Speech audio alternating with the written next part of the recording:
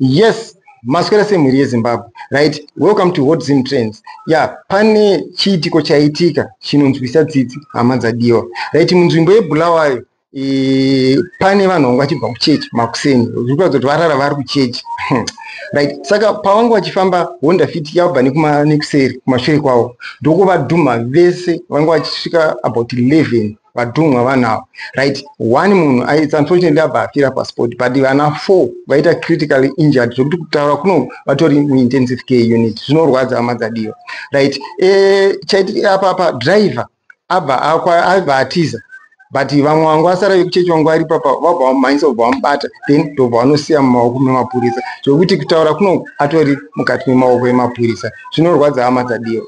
Munenge muchitasura kuti pamabva kuchechi hapana chiitiko chakashata chamuchasangana nacho, but zvinorwadza. Tinokurudzirwa futi kuti madrivers aiwa ngatifambei zvakanaka pamigwagwa. Toziva kuti maroads ari slippery nemaoils anenge achirasikira, saka nekunaya uku mota dzinenge dzaakutsvedza. Saka ngatidrivewo tichiexercise caution pamaroads. Saka picha yandinayo ndo iri kuratidza kuti Honda Fit ndo yadhuma vanhu, but tinokurudzira kuti musidrivewo zvakanaka. Right, imwe nyaya yandinayo zvakare inyaya yembavha dzabatwa kwamutoko dzichiba.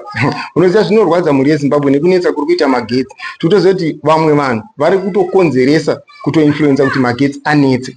Right, zvaitika ndezvekudai so mbavha idzi dzabatwa dzichivandaliza transformer yemagetsi paMuzezuru Secondary School iri kuMudzi.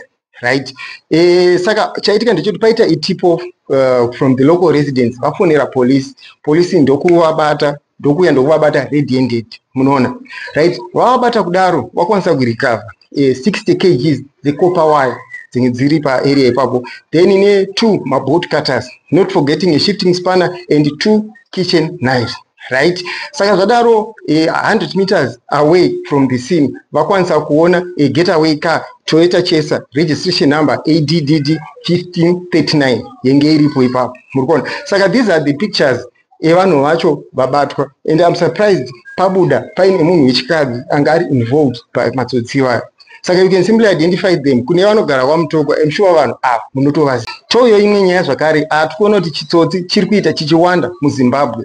Tiri munzvimbo yemasvingo. Right, pane matsotsi akaita marobberies on the 15th of January this month. Musi uyu manherai vakakwanisa kuita 15 marobberies. Amene toyo wakapurana here kuti kana uri 15 kana uri musi wa 16 vachaita zvichienda zvichidaro, vakaita robha vanhu vakwanisa kuita 15.